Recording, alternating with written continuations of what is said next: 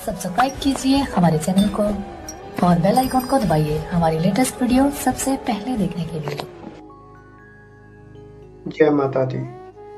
आप सबका स्वागत है मेरे YouTube चैनल रास्ता द वे टू हेवन में। तो अब हम आगे बढ़ते हैं अपनी यात्रा 108 शक्तिपीठ की में। आज हम बात करेंगे दूसरे शक्तिपीठ श्री माता वैष्णो देवी धाम की। पौराणिक कथा के अनुसार एक समय सुर्थ नाम के राजा ने कुटुंब से उदासीन होकर राजपाट त्याग कर मुनियों जैसा वेश धारण कर लिया और वह घोर वन की ओर चले। वहां उनकी भेंट समाधि नामक एक वैश्य से हुई जो ज्ञान प्राप्ति की इच्छा से घर छोड़कर आया था। दोनों मिलकर सुमेधा ऋषि के आश्रम पर पहुंचे। सुमेधा ऋषि ने उन्हें आदि शक्ति महामाया की कथा इस प्रकार सुनाई। एक बार जब भगवान विष्णु अपार सागर में अपनी नागशैया पर शयन कर रहे थे तो उनकी नाभि कमल से पैदा हुए ब्रह्मा की कान की मैल से अत दीर्घ देह वाले मधु कैटव नाम के दो दैत्यों की रचना हुई। उन राक्षसों को देखकर लोकेश भयभीत हो गया और हृदय में असुरों के नाश के लिए जगमत्ता का ध्यान करने लगे। इधर मधु कैटव ने अपने बाहुबली से अन्य देवताओं को सताना और उनके अधिकार छीनने आरंभ कर दिए। कई देवताओं ने मिलकर उनसे युद्ध किया, लेकिन 5000 वर्ष तक लड़कर भी देवता महाबली दैत्यों को ना मार सके। हार कर देवताओं ने शक्ति की आराधना की तो शक्ति ने चंडी रूप में प्रकट होकर असुरों का संहार किया। राक्षसों के वध से देवताओं को पुनः राज्य प्राप्त हुआ और समाज सुखी हुआ। बहरी वयो महिषासुर तिनको क्या किया, पूजा जोर करे युद्ध जीत, सब जग जीत लिया।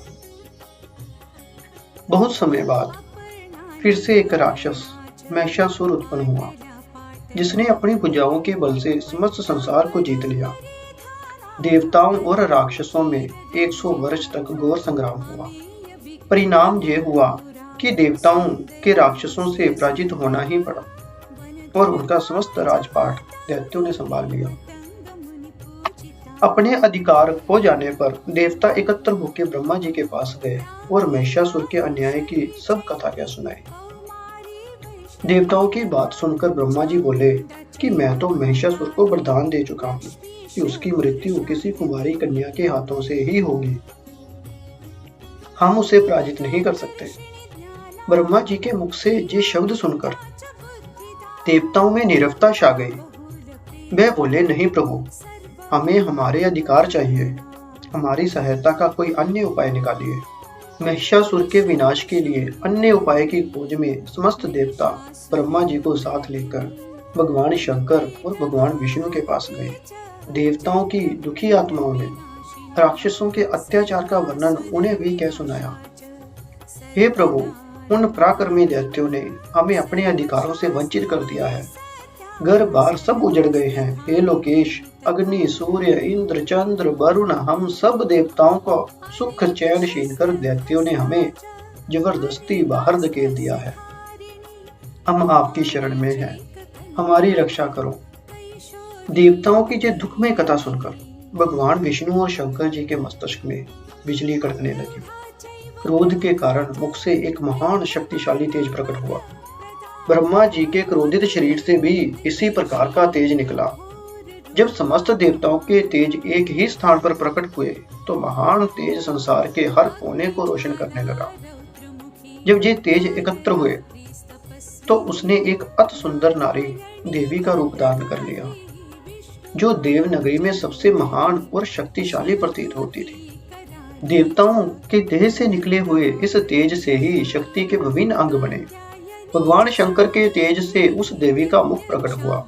यमराज के तेज से मस्तिष्क के केश, विष्णु के तेज से भुजाएं, चंद्रमा के तेज से स्तन, इंद्र के तेज से कमर, वरुण के तेज से जंघा, पृथ्वी के तेज से नितंब, ब्रह्मा के तेज से चरण, सूर्य के तेज से दोनों पैरों की उंगलियां, वसुओं के तेज से दोनों हाथों की उंगलियां, प्रजापति के तेज से सारे दांत, अग्नि के तेज से कान और अन्य देवताओं के तेज से देवी के भिन्न भिन्न अंग बने। इसके पश्चात भगवान शिव ने उस देवी को अपना त्रिशूल दिया। विष्णु ने चक्र, वरुण ने दिव्य शंख और पाश, अग्नि ने शक्ति व बाणों से भरे तरकश, इंद्र ने वज्र, जमराज ने दंड, प्रजापति ने स्फटिक मणियों की माला, ब्रह्मा जी ने कमंडल, काल ने ढाल, तलवार आदि अस्त्र शस्त्र उस देवी को भेंट किए। सूर्य ने उसके रोम कूपों में अपनी किरणों को भर दिया।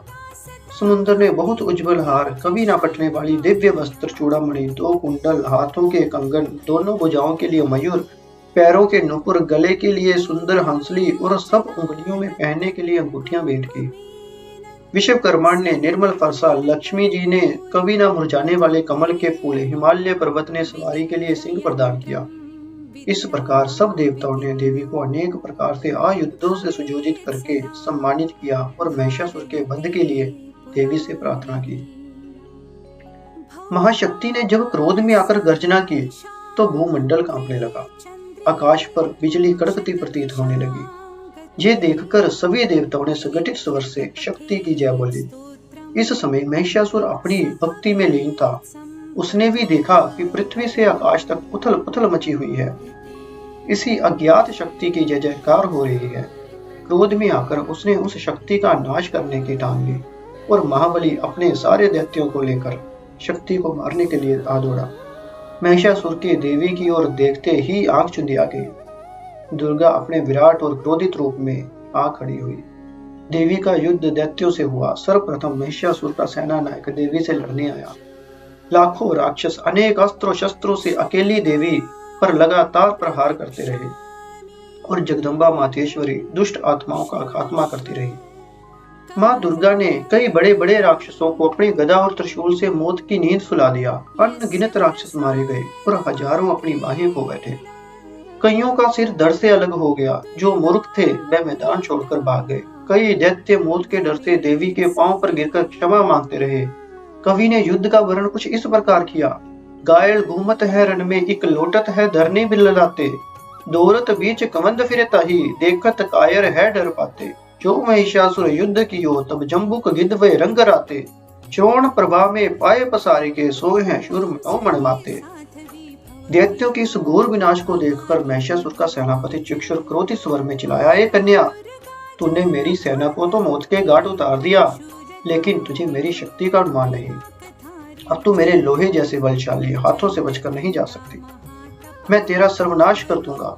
और फिर पल भर में ही सेनापति अपने बचे हुए साथियों के साथ तीरों की ऐसी विशार करने लगा कि जैसे आंधी चलने से रेत उड़ती है। रणभूमि की ये दशा और राक्षसों के इतने तेज प्रवाह को देखकर देवी ने भी क्रोध में तीर कमान निकाला और एक तीर दैत्यों की ओर छोड़ा। उस एक तीर से ही इतने तीर निकलने लगे कि जैसे भयानक रात में लाखों जुगनू भटक रहे हैं। इन तीरों ने राक्षसों का सीना छलनी कर दिया। लड़ते लड़ते सेनापति चिक्षुर के सारे हथियार समाप्त हो गए तो वह ढाल और तलवार लेकर मातेश्वरी की ओर बढ़ा। उसने तलवार से देवी पर प्रहार किया, लेकिन जब तलवार देवी के शरीर से टकराई तो टुकड़े टुकड़े होकर पृथ्वी पर गिर गई। फिर चक्षुर ने त्रिशूल से देवी दुर्गा पर वार किया। चमकते हुए त्रिशूल को अपनी ओर आता देख जगदम्बा ने भी उस पर त्रिशूल फेंका। देवी का त्रिशूल चक्षुर के त्रिशूल से टकराकर उसे भी चिक्षुर की ओर ले गया और फिर त्रिशूल ने सेनापति का सीना चीर डाला। कवि की भाषा में रणभूमि का चित्रण कुछ इस प्रकार था। गुद सने सिर लहू में लाल कराल, परे रण में गाजे कारे, ज्यों दर्जी जो मृत्यु की शीत में वस्त्र अनेक कथा कर डारे। अपनी सेना का खून पानी की तरह बहता देखकर महिषासुर ने एक विकराल वैंसे का रूप धारण कर लिया।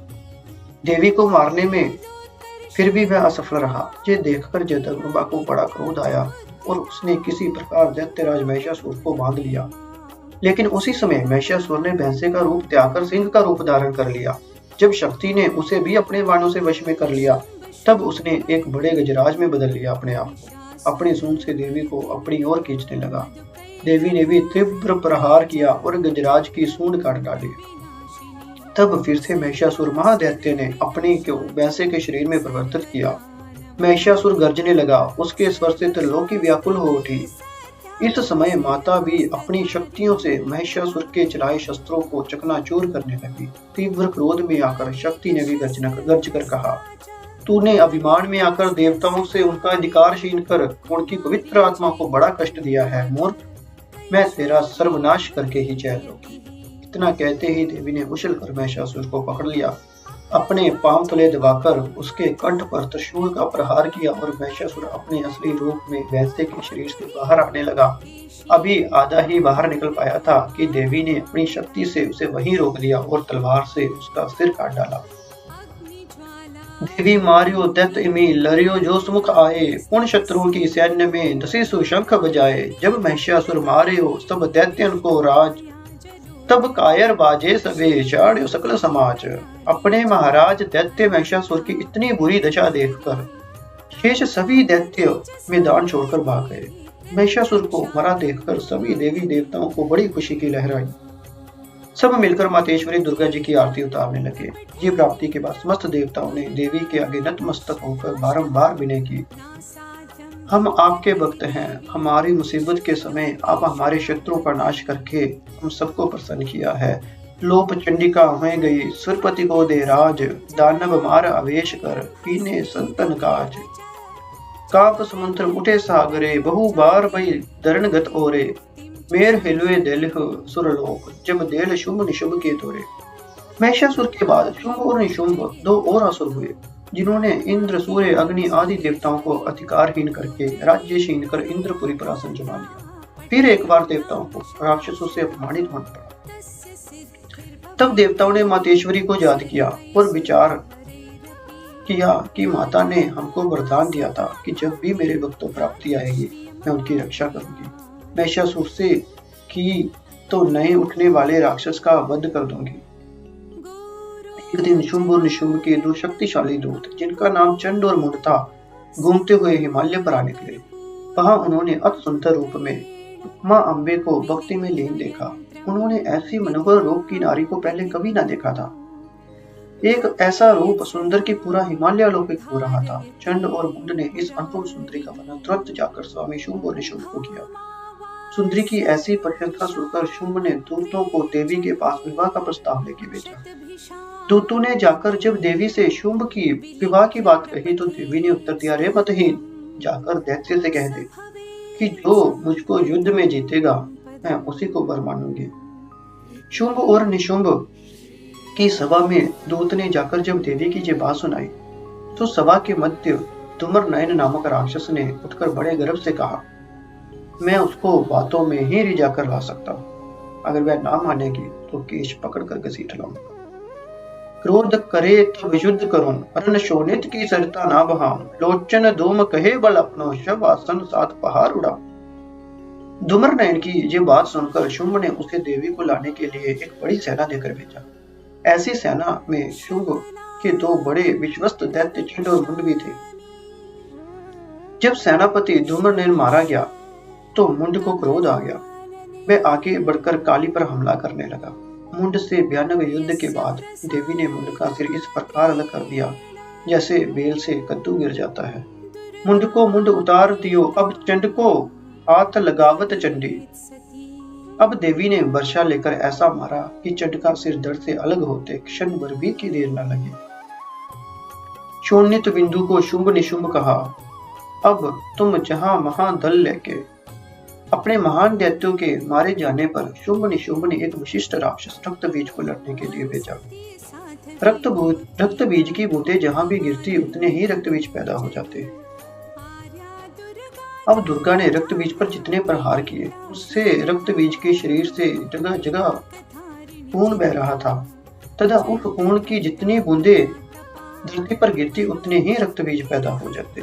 चंडी काली दोहू मिल कोनी यह विचार, मैं हीनी तू श्रोणी पे और दिल डर ही मार। इस प्रकार जब रक्त बीज के रक्त बार बार अनेकों रक्त बीज उत्पन्न हो रहे थे तो चंडी ने काली से कहा कि इस महाबलशाली दैत्य पर प्रहार करो तो तुम इसके खून को जमीन पर न गिरने दो। तब काली ने अपने रौद्र रूप में हाथ में खप्पर लेकर रक्त बीज के गिरने वाले खून की बूंदों को खप्पर में भर भर पिया। माता ने रक्त बीज को जब अंतिम बार त्रिशूल से मारा तो काली मां ने उसका सारा खून पी लिया। इस प्रकार शक्ति ने उसका सर्वनाश किया।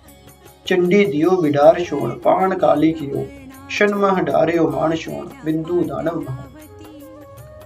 कुछ बच बज करन छोड़ के, शुंभ निशुभ पे जय पुकारे, शोणित वत्त हनाद हो ना मिल और महा बटमार बिदारे। जो मामूली राक्षस बच गए, उन्होंने जाकर अपने स्वामी शुंभ और निशुंभ से शोणित बिंदु के मारे जाने की खबर दी, और ये सुनकर शुंभ निशुंभ हाथ में खड्ग समाते हुए बोला, रक्त बीज भी चंडी से ऐसा मारा गया जैसे जंगल का शेर छोटे जानवरों को मार डालता है। कोप में भरकर शुंभ निशुंभ ने युद्ध की ऐसी दुधुम्बी बजाई कि 10 दिशाएं गूंज उठी।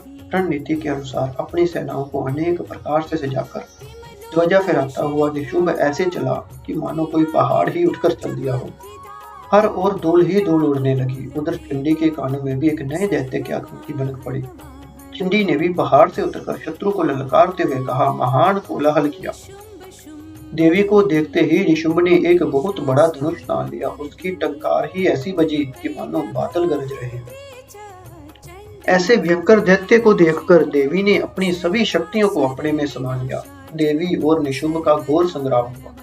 शत्रुओं के सिर ऐसे गिर रहे थे जैसे शहतूत के वृक्ष को हिलाने से शहतूत गिरते हैं। पूर्ण क्रोध में भरकर चंडी ने निशुंभ पर तीर मारा तो उसका सिर भी 2 टुकड़े होकर गिरा और रणभूमि में अंधेरा छा गया। निशुंभ का सिर जब इस प्रकार मैदान में गिरा तो एक दैत्य अपना धनुष बाण छोड़कर भागा शुंभ के पास, और उसे उसके भाई के मारे जाने की सूचना थी। अपने प्यारे भाई के मारे जाने पर शुंभ को क्रोध का कोई ठिकाना ना रहा। वह बिना एक पल भी व्यतीत किए मातेश्वरी से बदला लेने के लिए दौड़ा। अभिमान में मातेश्वरी से बोला, तूने काली समेत अन्य शक्तियों की सहायता लेकर इतनी बड़ी सेना और मेरे भाई को मारा है। अब देख, मैं तुझसे अकेले ही बदला लूंगा। युद्ध में शुंभ के भी प्राण निकल गए और सब देवताओं ने मिलकर फिर माता का जयकारा बोला। देह आशीष सब सुर नारी, सुधार के आरत दीप जगायो, फूल सुगंध सु अक्षत दक्षिण, जक्षण गीत को गीत सुनायो। धूप जाकिया के शंख बाज्य के, शीश निभाई के बहन सुनायो। हे जग माया सदा सुखदाया, तय शुभ को मार बड़ो यश पायो। इसी प्रकार धरती पर विपरीत परिस्थितियां होने पर समय समय पर महाशक्ति ने अपने भिन्न भिन्न रूप धारण कर दुष्टों का नाश व भक्तों की रक्षा की है। देवताओं के एकत्रित तेज समूह से उत्पन्न महाशक्ति ने ही कालांतर में महाकाली, महालक्ष्मी, महासरस्वती रूप धारण किए हैं। ये तीनों रूप रज, तम एवं सात्विक गुणों के प्रतीक हैं। त्रेता युग में जब इस पृथ्वी पर रावण, कुंभकर्ण, ताड़का, खरदूषण आदि दैत्यों ने अत्याचार प्रारंभ किए, तब महाकाली, महालक्ष्मी एवं महासरस्वती तीनों महाशक्तियों ने धर्म की रक्षा के लिए अपने तेज समूह से एक दिव्य शक्ति को जन्म देने का निश्चय किया। तीनों शक्ति के स्वरूप से तेज एकत्रित हुए और संयुक्त होकर एक सुंदर दिव्य कन्या के रूप में प्रकट हुए। उस कन्या ने महाशक्तियों से पूछा, आपने मुझे क्यों उत्पन्न किया है? उत्तर मिला कि इस संसार में हमने तुम्हें धर्म की रक्षा एवं प्रचार के लिए प्रकट किया है। अब तुम दक्षिण भारत में रत्नाकर सागर के घर पुत्री बनकर जन्म लो। वहां तुम भगवान विष्णु के अंश से अवतार धारण करो। उसके पश्चात तुम अत प्रेरणा से धर्म की रक्षा एवं प्रचार करो। महाशक्तियों की आज्ञा अनुसार दिव्य कन्या ने रत्नागर सागर के घर अवतार धारण किया। कन्या का नाम त्रिपुटा रखा गया। बाद में यही कन्या भगवान विष्णु के अंश से उत्पन्न होने के कारण वैष्णवी नाम से भी विख्यात हुई। जिस धर्म का प्रचार कन्या ने किया वह वैष्णव धर्म कहलाया। वैष्णव शब्द का अपभ्रंश ही वैष्णव है। अल्प आयु में ही देवी त्रिपुटा ने अपनी अलौकिक शक्ति से ऋषि, मुनियों और देवताओं को भी अपनी ओर आकर्षित कर लिया। दिव्य कन्या ने दर्शनों के लिए दूर दूर से लोग आने लगे। कुछ समय बाद त्रिपुटा ने अपने पिता से आज्ञा लेकर समुद्र तट पर भगवान राम के ध्यान में लीन होकर तप किया, उनकी प्रतीक्षा करने लगे। जब रावण के श्री सीता जी को हरण करने पर श्री रामचंद्र जी वानर सेना के साथ समुद्र तट पर पहुंचे तो उन्होंने वहां समाधि में बैठी उस दिव्य कन्या को देखा। श्री राम उसकी भक्ति देखकर प्रसन्न हुए। भगवान राम के पूछने पर त्रिपुटा ने अपने पिता का परिचय दिया और अपनी घोर तपस्या का कारण भी बताया कि मैंने आपको पति के रूप में प्राप्त करने का संकल्प किया है। ये सुनकर प्रभु बोले, हे सुंदरी, मैंने इस अवतार में एक पत्नी व्रत होने का संकल्प किया है, किंतु त्रिकुटा ने अपने विचार ना बदले। अंत में भगवान ने कहा, मैं एक बार तुम्हारी कुटिया पर वेश बदल कर आऊंगा। यदि फिर भी तुमने मुझे पहचान लिया तो मैं तुम्हें पत्नी रूप में धारण कर लूंगा। लंका से अयोध्या लौटते समय भगवान वृद्ध साधु का रूप धारण कर वहां गए। कन्या उन्हें पहचान न सकी। भगवान राम ने आश्वासन दिया कि कलयुग में कल्कि अवतार के समय तुम मेरी सहचरी बनोगी। उस समय तक तुम उत्तर भारत के मणिक पर्वत पर 3 शिखरों वाले त्रिकुट पर्वत की उस सुरमय गुफा में, जहाँ 3 महाशक्तियों का निवास है, वहां पहुंचकर तपस्या में लीन हो जाओ। वहां पर तुम अमर हो जाओगी। नल, नील, हनुमान, जामवंत आदि लंगूर वीर तुम्हारे प्रहरी होंगे। समस्त भारत में तुम्हारी महिमा फैलेगी और वैष्णो देवी नाम से तुम्हारा नाम हर जगह पे प्रसिद्ध होगा।